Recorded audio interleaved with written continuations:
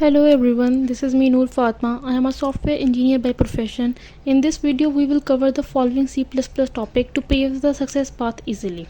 Firstly, we will have a look towards the introduction of C++, then problem solving, programming languages, codes, and language processors. Then we have a complete look on syntax of C++, variables, data types, comments, conditions, loops, structures, functions, pointer, strings and file handling. Let's get started. सबसे पहले हमारे पास आ जाता है introduction of C++। 1985 में बियॉन स्ट्राउस्ट्रैप ने इसको introduce करवाया था। सी प्रोग्रामिंग लैंग्वेज के अंदर जो है एक ऊप्स की एडिशन हुई थी, ठीक है, और इस सी लैंग्वेज को हम C++ लैंग्वेज अब कहते हैं with addition of OOPs. OOPs basically stands for object oriented programming language. C++ basically enhanced और इंक्रीमेंटेड फॉर्म है सी लैंग्वेज की।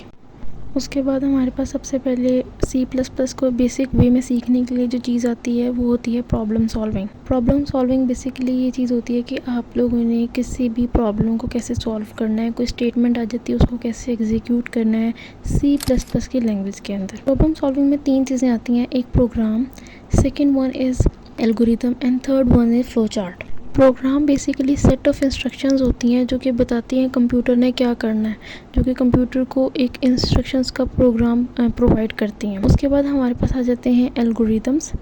एल्गोरिथम्स बेसिकली हमारे पास एक स्टेप बाय स्टेप प्रोसीजर होता है जिसने प्रॉब्लम को सॉल्व करना होता है।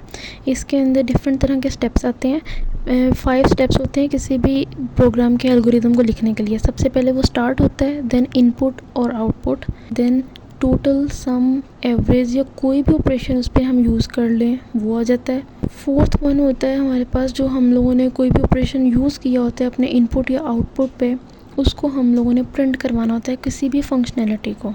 एंड फिफ्थ वन इज़ हमने एग्जिट करवा देना होता है अपने प्रोग्राम। देन हमारे पास एक क्वेश्चन आता है, write an algorithm of input radius from user and calculate area of the circle. So इसके लिए जो हम एल्गोरिदम लिखेंगे वो 5 पॉइंट्स पे ही कंसिस्ट करेगा। सबसे पहले हम प्रोग्राम को स्टार्ट करेंगे, देन सेकंड नंबर पे हम, क्योंकि उसने हमें क्वेश्चन में कहा है कि आप लोगों ने रेडियस को इनपुट करवाना है, तो सेकंड नंबर पे हम इनपुट रेडियस करेंगे, कोई भी वैल्यू हम रेडियस की ले लें। Third one is area find out करेंगे। एरिया का फॉर्मूला जो होता है, सर्कल की एरिया का फॉर्मूला होता है पाई आर स्क्वायर। पाई की वैल्यू 3.14 या 22/7 वट एवर यू वॉन्ट वो ले लें, मल्टीप्लाई बाय आर स्क्वेयर।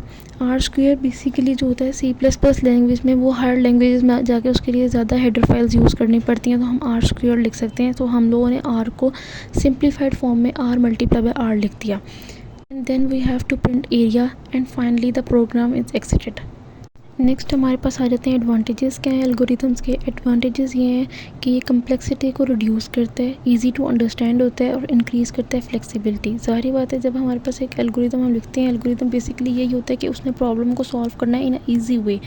तो उससे जो हमारे पास जो कम्प्लेक्सिटीज़ होती हैं वो रिड्यूस हो जाती हैं और फ्लेक्सिबिलिटीज़ जो हैं वो इन्हांस हो जाती हैं।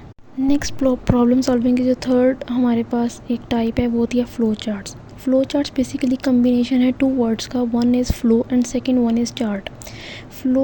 फ्लो का बेसिकली मतलब ये होता है कि उसने प्रोग्राम की प्रोसेसिंग को बताना होता है कि प्रोग्राम ने किस वे में, किस डायरेक्शन के अंदर प्रोसेस करना है। और second one is chart. Chart के अंदर हम डिफरेंट सिंबल्स यूज़ करते हैं ताकि वो हमारी इंफॉर्मेशन को डिस्प्ले कर सकें। नेक्स्ट फ्लो चार्ट्स को जो है हम लोग फ्लो सिंबल्स के साथ रिप्रेजेंट करते हैं। There are 8 types of flow symbols. First one is input या output, second is process, third is selection, fourth start और end, fifth flow lines, sixth connectors, seventh function calls and eighth preparation. हर flow symbol को represent करने का एक basic way है। Input या output को हम पैरेललोग्राम से जो है वो डिनोट करते हैं। इनपुट या आउटपुट कोई भी यूज़र से जब हमने इनपुट लेनी होती है या हमने आउटपुट देनी होती है यूज़र को, तो उसके लिए हम पैरेललोग्राम का यूज़ करते हैं फ्लो सिंबल्स में। प्रोसेस में होता है कि कोई इनपुट या आउटपुट हमने ली है तो उस पर कोई भी प्रोसेसिंग करवानी होती है, वो प्रोसेस में आती है और उसको हम रेक्टेंगल में लिखते हैं।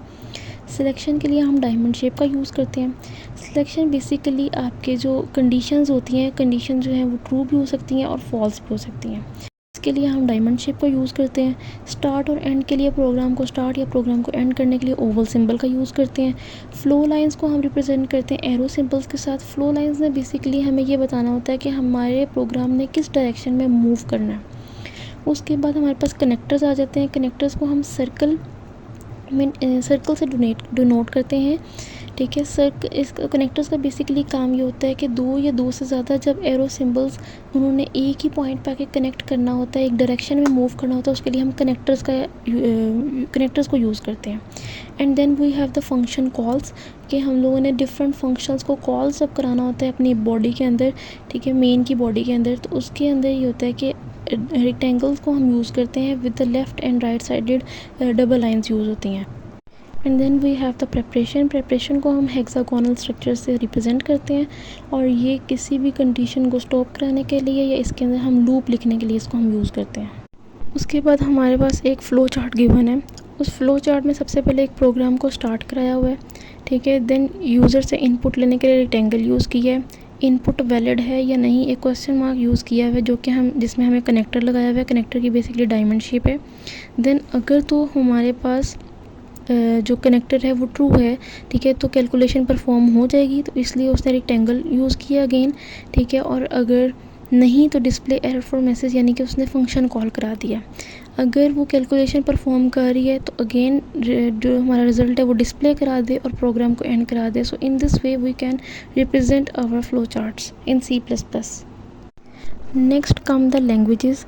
C++ लैंग्वेज में दो तरह की जो है वो लैंग्वेजेस आती हैं, एक लो लेवल लैंग्वेज होती है, एक हाई लेवल लैंग्वेज होती है। लो लेवल लैंग्वेज कंप्यूटर उसको इजीली अंडरस्टैंड कर लेता है और वो ह्यूमन से फार अवे होती हैं, ठीक है। इसके लिए बहुत डीप नॉलेज चाहिए होता है, internal structure of computer hardware इसके अंदर जो है वो रिक्वायरमेंट होती है। लो लेवल लैंग्वेज के अंदर दो तरह की लैंग्वेजेस आती हैं, एक मशीन लैंग्वेज और दूसरी होती है assembly language. Machine language basically written in binary form 0 और 1 की वो फॉर्म होती है जिसके अंदर जो कंप्यूटर इजीली उसको अंडरस्टैंड कर सकता है, बट वो फॉर्म ह्यूमंस की अंडरस्टैंडेबिलिटी को रिड्यूस करता है। वो humans can't easily understand that particular thing. And then assembly language one step higher होती है फ्रॉम द मशीन लैंग्वेज। इसके अंदर सिम्बल्स यूज़ होते हैं as compare to the binary forms. Next हमारे पास हाई लेवल लैंग्वेज आती है। High level language easily understandable होती है बाय ह्यूमंस। इसके अंदर इंस्ट्रक्शंस दी जाती हैं लाइक एज इंग्लिश लैंग्वेज, जिसमें हम प्रिंट, इनपुट, आउटपुट इन सब वर्ड्स का यूज़ कर सकते हैं ईजीली। उसके बाद हमारे पास दो तरह के कोड्स होते हैं, एक सोर्स कोड होता है, एक ऑब्जेक्ट कोड होता है। सोर्स कोड होता है जिसके अंदर प्रोग्राम हाई लेवल लैंग्वेज में लिखते हैं। ऑब्जेक्ट कोड वो कोड होता है जिसके अंदर प्रोग्राम को हम लो लेवल लैंग्वेज में लिखते हैं। C++ का प्रोग्राम लिखते हैं तो हम कंपाइलर को अपना सोर्स कोड प्रोवाइड करते हैं, एंड देन वो हमें ऑब्जेक्ट कोड जो है दे के हमें हमारे मतलब की इंफॉर्मेशन और हमें कंपाइल करके एग्जीक्यूट करवाता है हमारा जो प्रोग्राम होता है। Next comes the language processor. There are 3 types of language processor: compiler, interpreter, assembler. Compiler ने कन्वर्ट करनी होती है हाई लेवल लैंग्वेज को लो लेवल लैंग्वेज में।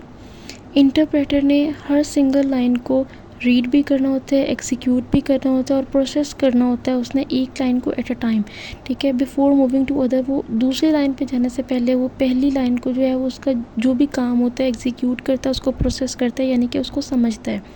असेंबलर का काम क्या होता है, उसने असेंबली लैंग्वेज को मशीन लैंग्वेज के अंदर कन्वर्ट करना होता है, यानी कि कोई भी सिंबल होगा तो उसको बाइनरी फॉर्म में उसने लेके जाना होता है।